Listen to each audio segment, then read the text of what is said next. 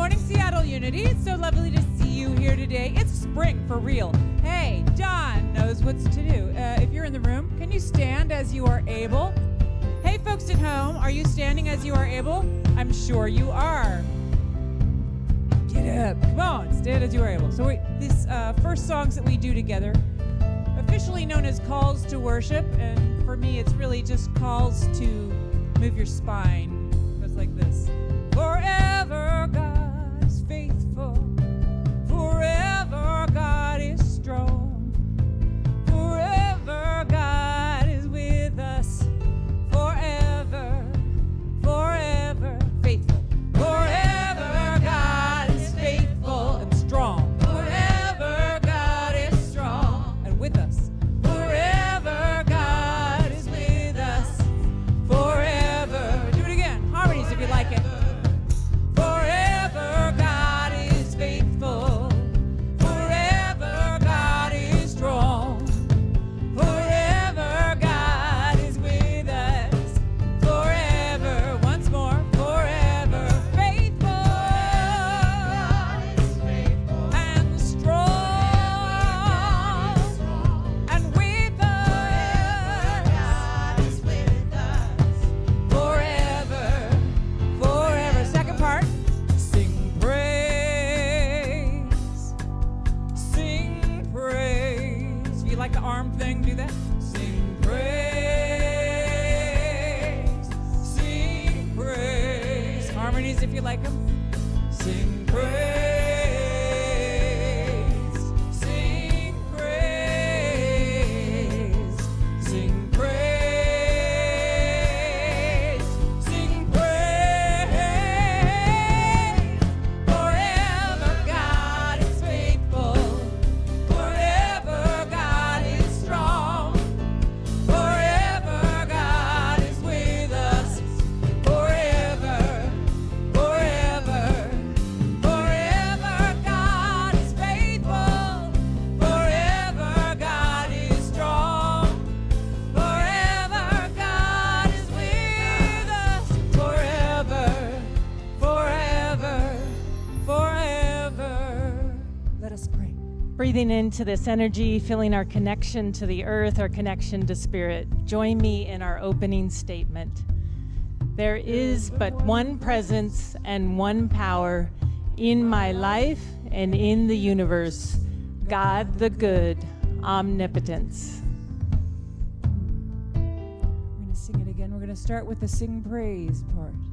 And the thing I like about that is it can start very small. It can start shy. It can start grumpy. It can start feeling anything. And then we allow that to grow from there. And just by repeating that process of allowing something that's small within to grow, you can personalize that to something that's small right now for you that you would like to have grow. So it's an aspiration. And the arm thing, you don't have to do any of this stuff. It's unity. So you can always be like, oh, watch, thank you.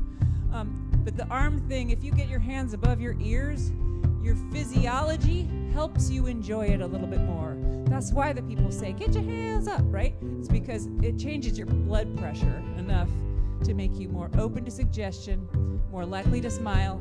People are sexier. The world is more wonderful. Give it a shot. But we start with sing. Well done. That's why you're on the board.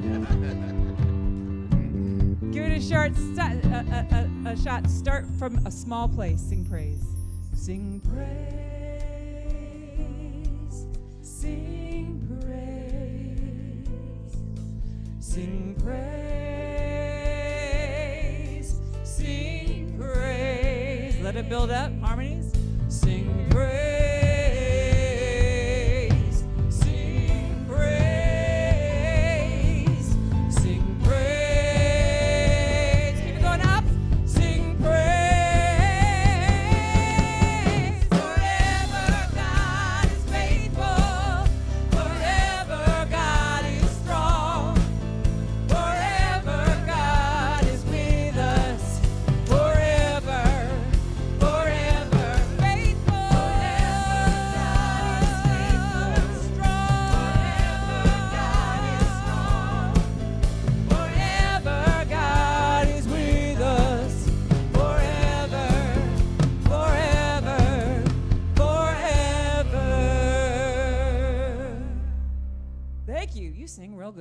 be seated. Hello, it is so good to be here with you. If you're here in the room, if you're joining us online, and something you can do if you're joining us online, we're here in knowing there's no distance in spirit, so we're here in community together.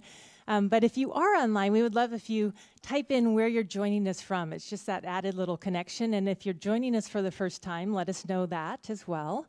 And if you have a prayer request, go ahead and type that prayer request into the chat, and we'll pray together at the end.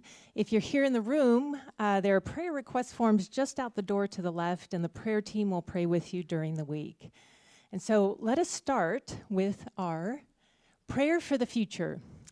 Divine love flows through Seattle Unity. As our congregation grows, we are blessed with deep and lasting friendships. We share creative ideas that spark new ways of being. We give generously from a place of abundance. We are empowered to do good in the world. Amen. So I also want to invite anyone that might be in the room and visiting us for the first time. If you're willing to just kind of raise your hand and just let us know you're here. Hello, welcome. Thank you for being here. So glad you're here with us. Come back and join us at least a few times. It's a little different or a lot different every single Sunday. And there is an alert, obviously. And so we will hold in prayer whatever is going on with that, an Amber Alert. And so I just want to call out a couple of things in the announcements. So Reverend Karen is going to be leading an astrology workshop in a couple of weeks. Actually, that's coming up the 13th. That's next Saturday, not a couple of weeks. That's next Saturday. And so it's Astrodrama, and I've taken this a few times. It's a lot of fun. If you've been curious about aspects of your astrology chart, this is a way in which you act it out. So you really get to understand and learn different aspects. And it's a fun way to get to know other people and connect with other people in a different way. And so you can sign up for that online. I am starting a class today called Awakening Your Inner Mystic. And I've had a few people say, what is that? Well, it's a mystery because it's about mystics. But what it's about is living into our mission statement, which we affirm every few weeks together, and that is to deepen our individual and collective spiritual journeys. It is also about living our principles. So how are we showing up and living more fully our spiritual truth and who we truly are? It's deepening our relationship with that amazing, vast oneness, that great mystery. And we'll be looking at mystics through history, but really just to inform our own path. And so I invite you to come and join us for that. It's also a great way as well to get to know other people in the community. And you can join me, and that's 11:30 downstairs in the conference room. And so with that, I'm going to invite you to stand and greet one another if you're here in the room. And online folks, we have a few more announcements for you. Wait a minute. Oh, wait. No, not yet. Oh, not hold yet. on. Sorry. I apologize so much. I just had to get a few extra hugs in. But we actually have one more announcement. So I'm going to invite our event manager, Masanda, up here. See, you're such a huggy crowd. So before we hug, one more announcement. Have a seat. Even I wore bright orange. Like, hello, I'm in the room. Yep. You will get another chance to hug and ask people their names and stuff. Go for it. Good morning, Seattle Unity. Good morning. I am here to launch Parkview Event Space. And you've been seeing little hints of it, but you're thinking, what the heck is Parkview Event Space? Well, that is the rentals department when you're not here on a Sunday. And we are quite busy. And what I want you to really know is that what you have set the energy for this space. So when people come into this building, and I do tours all the time, they feel the energy and the love that's in this space. So we changed our name so we could connect more with the general community so that I get stopped, with a thought that we're a church. But, and here's our vision. Parkview Event Space is a thriving and welcoming community center located in South Lake Union. We believe in honoring the diversity of our community for all ages and stages of life by providing event space for professional events as well as personal celebrations such as weddings, birthdays, anniversaries, retirement parties, educational events, and those are all happening now, and we are getting quite busy. So what I want to say is that Parkview Event Space website is now up. I'd love you to go check it out. And here to showcase our video, because people are calling from out of state wanting to come here to do their event. We needed a little bit more of a more detailed video. So here is the latest video made by my son Zach and Danny Gadd.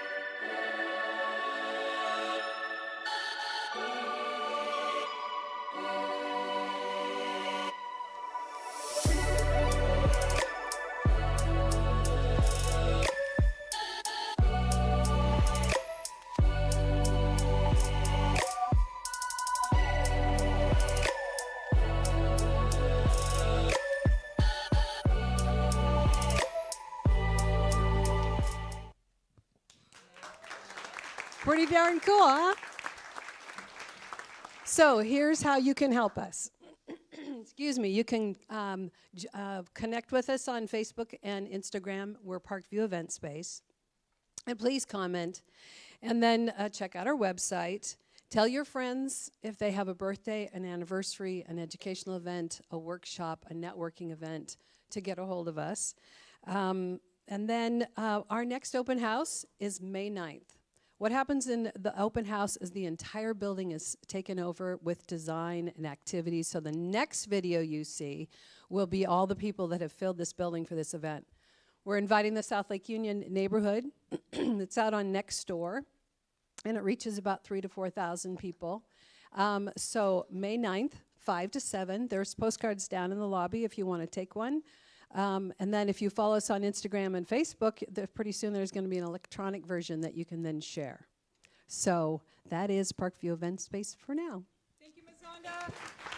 And now meet and greet with each other and say hi and hug and all that stuff.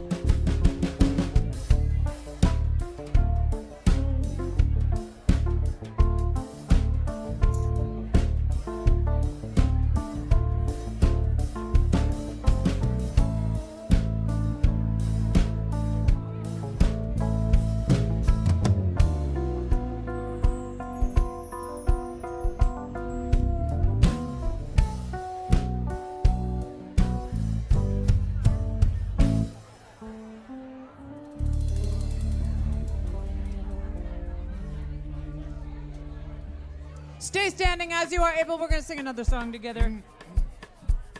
This is one I don't think I've done in like 15 years or something, but the composer is Michael Stillwater. You've sung a lot of his songs. He's a lovely dude. He he writes a lot of affirmation tunes, and that's what this one is. An affirmation, some of you know exactly what that is, and others, that's a new thing to you. And usually it's something when you say, I am, or I am now. So you're making a statement about yourself. It might be aspirational, and you need to believe that you're really doing it, because it feels like the opposite. But affirmations are really important in Unity, so we should all know how to do them. It goes like this. Everything I need is always given to me. Everything I need to let me know that I'm free. Try. Everything I need is always given to me. Everything I need to let me know that I'm free. There's nothing standing in my way. Try that part. There's nothing. There's nothing standing in my way. Now you know it. Everything I need is always. Everything I need is always given to me. Everything I need to let me know that I'm free. Everything I need is always given to me. Everything I need to let me know that I'm free. There's nothing standing in my way. There's nothing standing in my way. Everything I need, let it move. Everything I need is always given to me. Yeah. Everything I need to let me know that I'm free. Say again now. Everything I need is always given to me. Everything I need to let me know that I'm free. There's nothing standing in my way. There's nothing standing in my way. Let's take a little dance break and walk around. Here we go.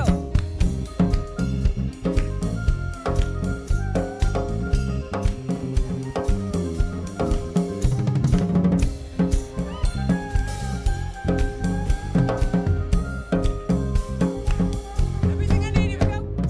Everything I need is always given to me. Everything I need to let me know that I'm free. Everything I need is always given to me. You keep doing that. Everything I need to let me know that I'm free. There's nothing standing in my way. There's nothing standing in my way. Do that again.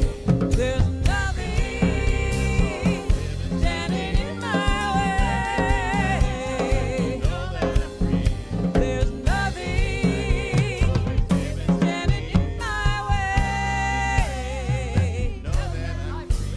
Well done. Yeah. Have a seat.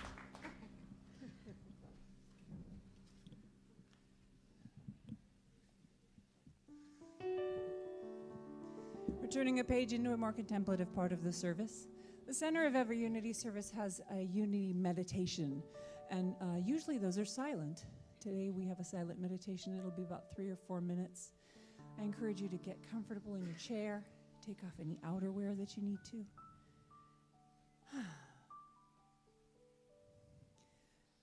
As we move into that sort of territory, we'll ramp down using a slower shared group chant.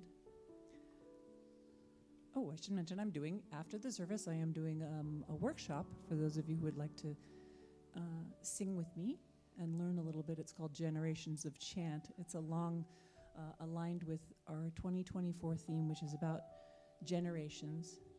We're looking, from the worship arts view, we're looking at what are the practices, the worship practices that we've been doing all over the planet, probably forever. And chant is one of them. So we're going to learn about it, and we're going to do several different kinds, some of which will be very, very foreign to you and sound weird, and you don't have to sing. You don't have to, you are allowed to come and just watch if you want to. But our first step into this more contemplative part of the service comes from a reading from, where is she? Brand new board member and fabulous human. Holly Kemery.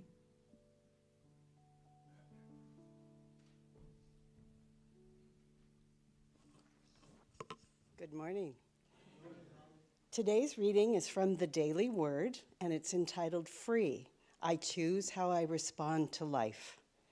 I have the power to discover who I am and to think, speak, and act in ways that are in integrity with my spiritual self. Regardless of what shows up in my life, I remain open to opportunities to live from my beliefs and values. I am free to change my mind about who I am and what I want, need, and believe as I learn and grow. Every day, I seize the opportunity to remember there are no chains that bind my spiritual self, my divine identity. Freedom is my true nature. At the level of spirit, I am truly limitless. I feel my innate freedom most fully when I acknowledge I always have choices about how I experience the circumstances of my life. I celebrate this freedom each time I express myself and share my truth. To solidify this, Galatians 5:1 puts it this way: For freedom, Christ has set us free. Stand firm, therefore, and do not submit again to a yoke of slavery.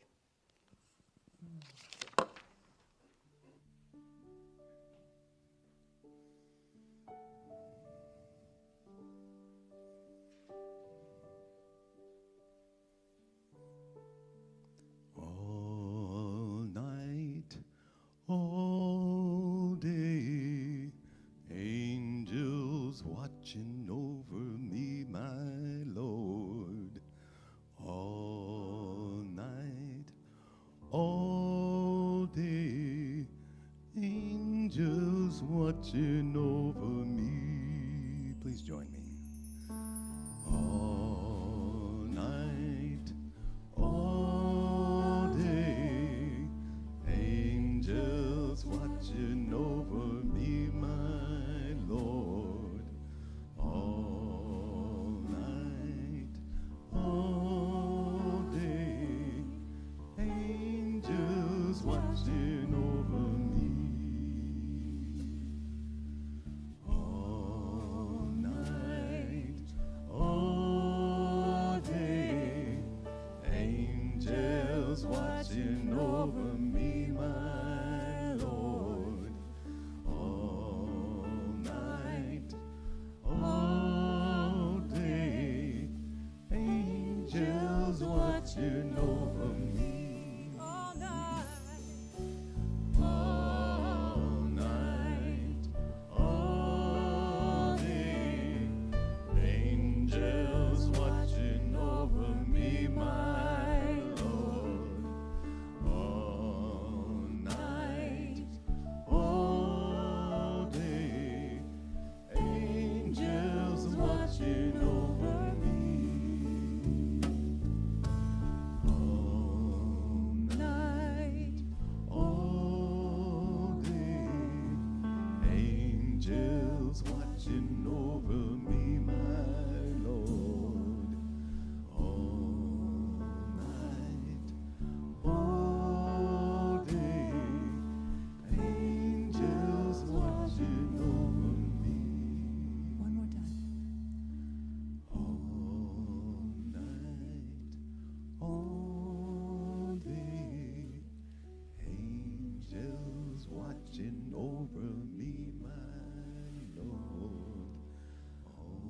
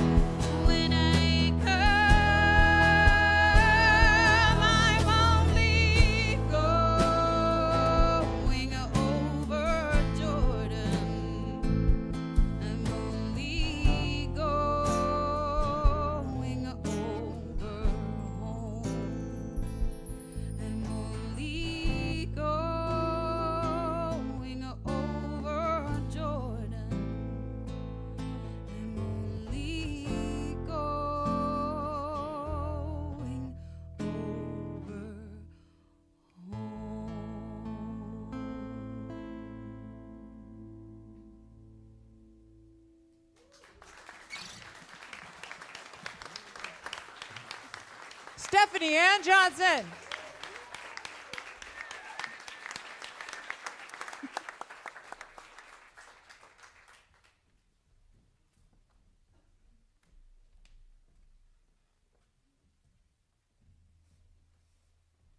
And aren't you performing at Jazz Alley? That's right. Right now? Yeah, the 9th and the 10th. The 9th and the 10th? This week she's at Jazz Alley.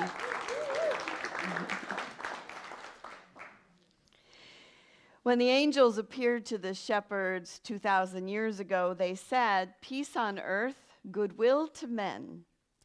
And peace on earth is an intention that we have held for thousands of years, since this was said 2,000 years ago, and we're still striving for it. And for some reason, humanity continues to use war as a means to deal with conflict. And so even though we have evolved in so many ways, we are still struggling to bring peace to the world, are we not? So Spiral Dynamics has given us a template for understanding the evolution of humankind. And the concept of it is that we're evolving into greater awareness. But we always carry the previous stages with us. So we can be as enlightened as all the Buddha and then still revert back to war and anger and, different kinds of awarenesses like that. And so the stages are connected to colors, and I just want to briefly go through them. And I went through them a few weeks ago when we talked about the ladder and the different images that we have of that throughout cultures. So the first stage is a beige color, which is the animal nature, acting like animals. And then the next stage is purple, which is when we that life is mysterious, that life is magical, that the world is alive. The stones are alive, the trees are alive, there's ritual, there's dependence on others to survive, there's tribalism. And then we move to red, which marks the beginning of self-expression. And this stage enforces our courage, our power, our ego, and enforces power over self, over others, and nature, and can be exploitative in its acts. Blue, we agree on laws. We agree on rules that we are going to be governed by. Green is community, and I'm more conscious of the other and think about the other before thinking of myself. Yellow is an awakening, and turquoise is a holistic and a global view. So we can see that we have grown in consciousness. In the time I've been alive, I remember when I was at the yoga retreat back in the 80s, and my family would be like, "You're doing yogurt? Is that what you're doing? Yogurt?"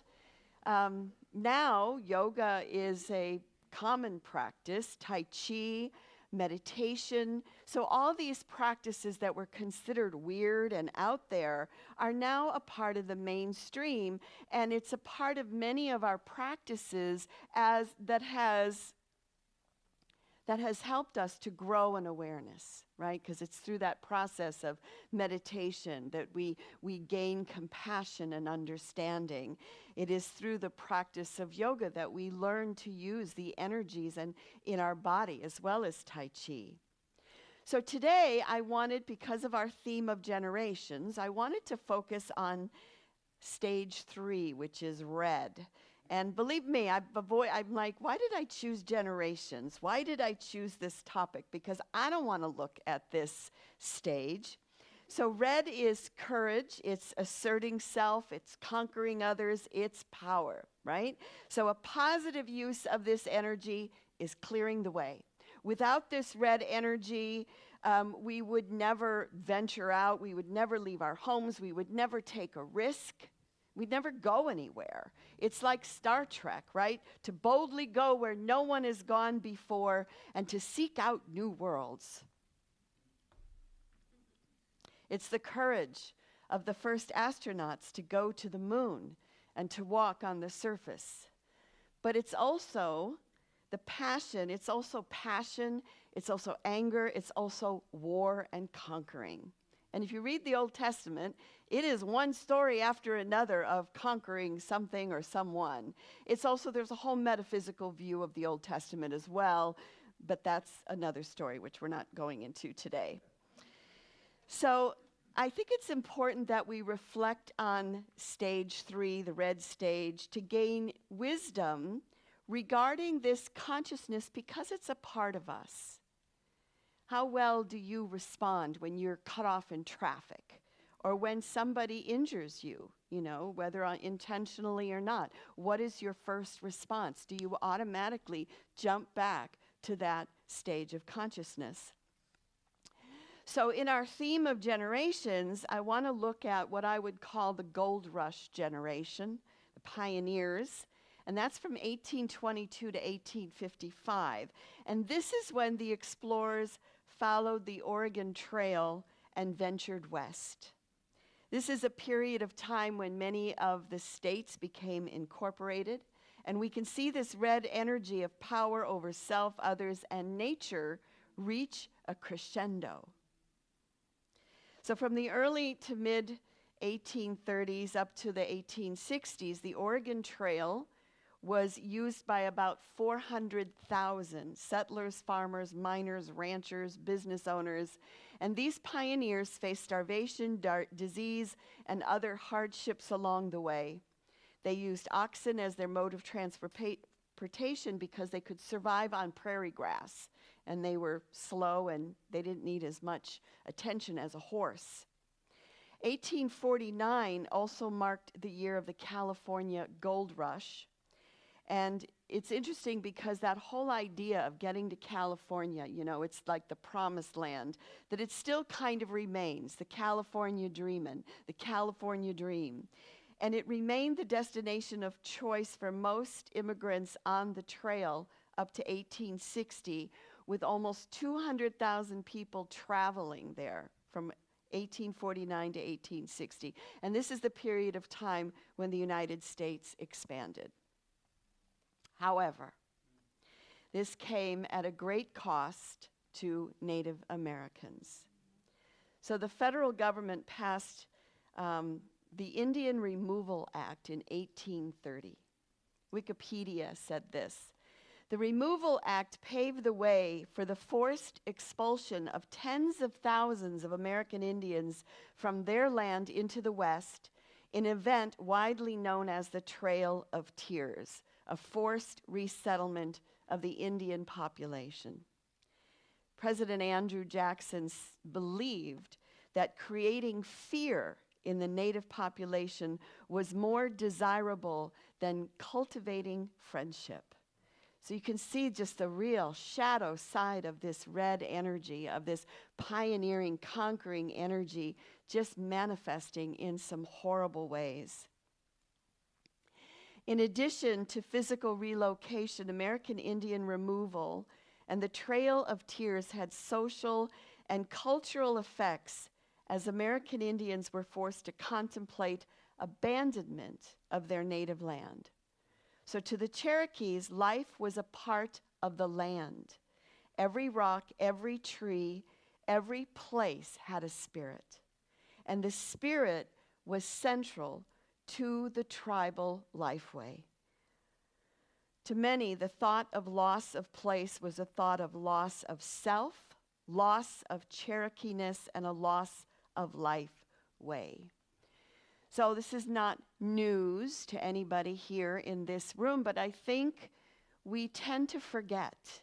We tend to forget what our past has been and how it got us to where we are right now. So I think we should just take a moment of silence just to embrace this for a minute.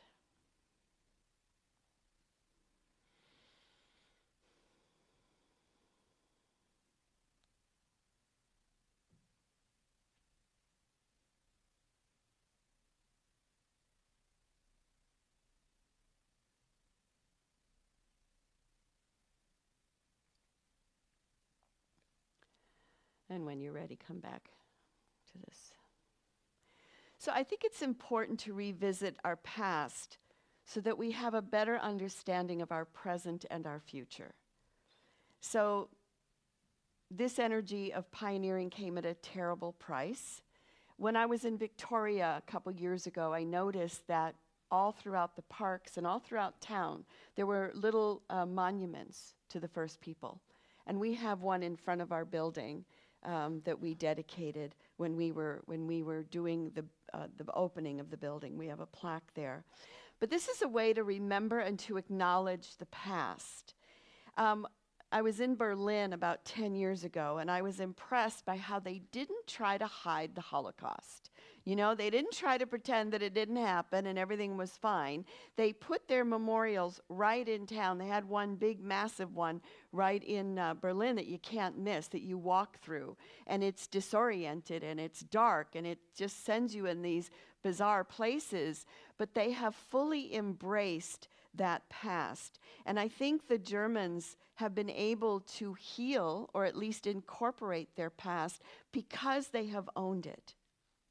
We see that this red energy right now is being played out in the Ukraine, it's being played out in Palestine. So we think we're so enlightened, and I say we when I mean humanity, we think we're so enlightened, and then we continue to repeat these same patterns. We shake our heads and we wonder, how do these atrocities continue? And we may like to think that it's like somewhere out there, because we've come so far in our awareness. You know, we practice our yoga, we practice our meditation. Why do these things keep happening? So how does your own personal past inform your present? Like, who are you if you wouldn't have this experience that you've had coming up in your life? It's made you who you are. And so we, as a people, I think also need to be able to understand and embrace what our past is. And I know you came here not to talk to each other, but I'm thinking I'm preparing you, particularly the introverts. But I'm thinking there's a lot of awareness in this room, a lot of wisdom. And I want to put forth the question, just for the next 5 minutes.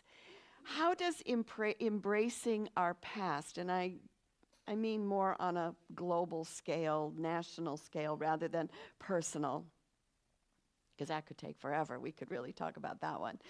How does embracing the past serve our present and future? Like, what's the point?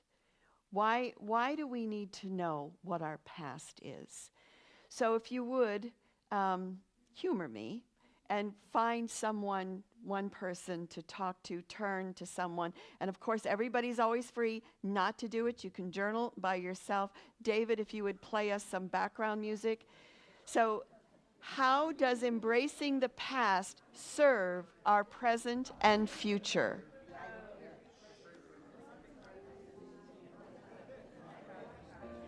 And if you need a partner, raise your hand and I'll find one for you.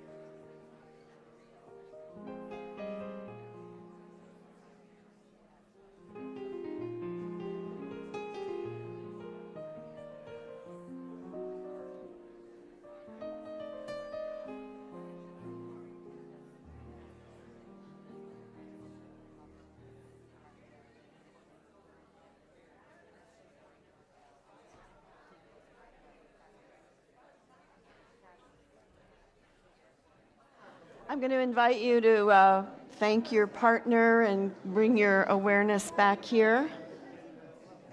Thank you for sharing. Aren't you glad they came to church today? Such a positive, uplifting. We're so happy. So I would like to hear some wisdom from the group. What did you think? Yeah. Well, what I saw in myself is that when I think about things that are bad, that are negative, Here. when I look at the past and see things that are painful or horrible, I just tend to want to build a wall. And the invitation of opening up and just accepting things as they were really opens up the space for creativity for us to look at how we're suffering from what they did, and do we really need to suffer? How much guilt do I want to carry about this, and why am I reacting this way? And I think it really opens it up for making new choices and healing. Thank you. I think it's also about witnessing suffering, right? And isn't that what we're called to do with each other? Is we're not set to solve each other's problems. It's like, let me witness your life. Let me witness your suffering. So it's about witnessing. So remembering and knowing is about witnessing. But it's the same thing we were taught in school about if we don't learn from history, we're doomed to repeat it. Right. Yeah. Do we repeat it? Yeah. So, Reggie, you want to shout out? Because I'm not sure I can get you. The analogy that you drew of the Native Americans, half of my family was Creek from Tennessee, and they were part of the Trail of Tears. And but even the Europeans that came over were very poor people. They were being abused. They were practically enslaved themselves in Europe. I mean, they had to come to the United States. They had to get away. They had no freedom, and they were poor, and they were being pushed out. What can you do? Or we can get on a boat, or we can go to. They were poor. When you're poor, you just want to eat. You just want to survive, and that's all they did. They came to the United States. Okay, there's some land out west we'll give you, but who are these players that are up above, manipulating masses of people around? You see, the Indians, their land is taken. So now you got the masses of people being manipulated, and they're all the same. And so to imagine being a poor European coming out west, and then you don't know, you're uneducated, you hear there's natives out here that don't like you, you're just trying to feed yourself. So they were victims. They were as much of victims as the natives were. And that's all of us. That's all of us. We're the people. I just want to say one short thing. We are one person. If we see something, say something. We can change things individually. And don't go along to get along. All right. I knew there was a lot of wisdom in this group. So because of time, you can finish this conversation upstairs. So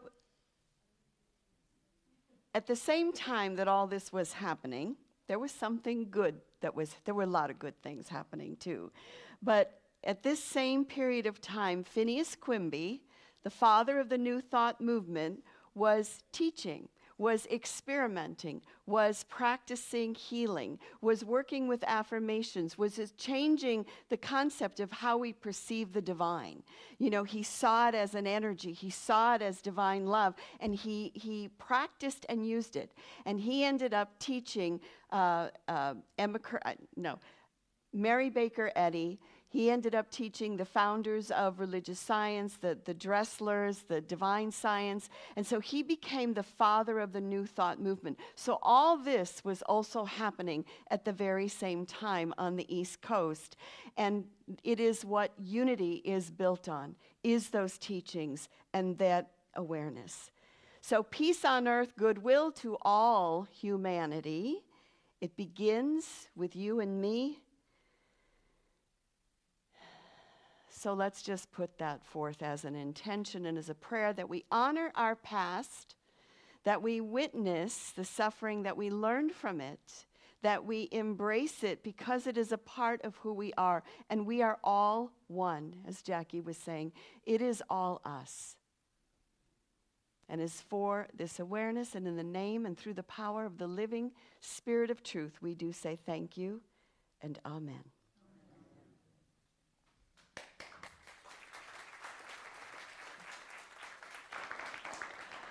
And we got one more week with this generation. Maybe two. So I invite you to take this is our time to share our generosity, to be in the flow of abundance. So I invite you to take your gift in your hand or in your heart as we bless it with this statement. I give willingly, joyfully, and lovingly, knowing that God is the constant source of my supply. I give with graciousness and receive with gratitude. Before they start singing again, I just want to ask you, if you haven't been to a Stephanie Ann Johnson concert, do it. Do it, because they also perform with Jeff Fielder, and you know him, yes, and two other amazing musicians too. Your bass player just blows me away every time I see him. He's like enormous. Yes. And he's very cool. Okay. Yeah, so it's Jazz Alley, and it's a great gig. It's Jazz Alley. It's the 9th and the 10th. It's my very first time headlining at this venue. And I just feel so blessed. I would really love to sell out both shows. So that would be 350 humans in the building. So that's the energy I'm putting out into the world. I really hope that you get your tickets. Because if you come to the show, I promise you, I will make you feel feelings. I promise you that.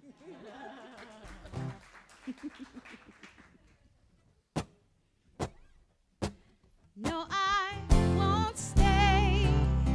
Yes, and I've got to go, and it's many miles before I rest. Now you can try to keep me near that fire, but my insides will pull me towards the dark and the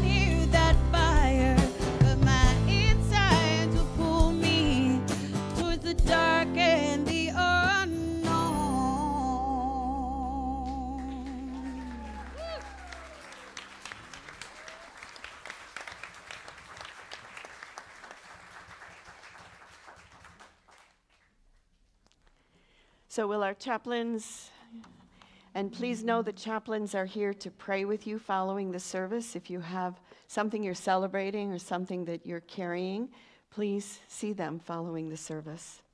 So we want to say hello to Linwood, Greenwood, Federal Way, West Seattle, West Lynn, Oregon, Silver City, New Mexico, that's a new one, Corvallis, Oregon, Seward Park, and Southern California. That would be Tom, Judy, Gary, Lynn. And Edmond, Southworth, Richmond, and Burien. So let's prepare we bless our offering and dedicate and consecrate these gifts to the will, the work, and the way of the living Spirit of truth. And now we focus our attention on our prayers. And we begin with Peggy, and we see that Spirit going before her as she prepares to make her transition. We hold for divine order for Scott and for Grace, for healing for Donna. We take a breath and we bless and send light to Quinn and Christy, Dale, April, Larry, Randy, and Tara, Stephanie, and Ron. I invite you to take a deep breath, recenter into your heart as we bless Bree and Arson, Mary, Valerie, Bob, Sabrina, Skip, Shannon, Laura.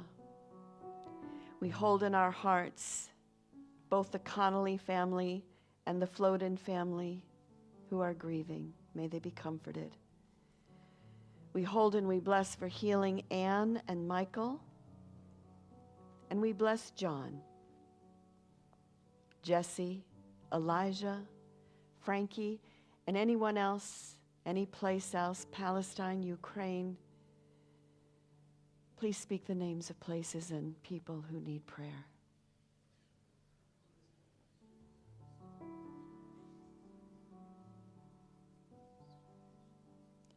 And so we affirm our prayer for protection. The light of God surrounds us. I am light. The love of God enfolds us. I am love. The power of God protects us. I am power. The presence of God watches over us. I am presence. Wherever we are, God is, and all is well. Yes, it is, Heather. Please stand as you are able. We're going to sing another closing song together. We tend to hold hands. You're allowed to not hold hands. If you are not comfortable doing that, you're allowed to say so and just bow and say okay. Jump into the song as soon as it feels comfortable to you, and hopefully we'll see you upstairs at Fellowship afterwards. If not, have a fabulous day. Have a fabulous day. Here we go. Wherever I am. Wherever I am, God is. Wherever you are. Wherever you are, God is. Wherever we are. Wherever we are, God is, and all is well. Do it again. Wherever I am. Wherever I am, God is. Wherever you are, God is. Wherever we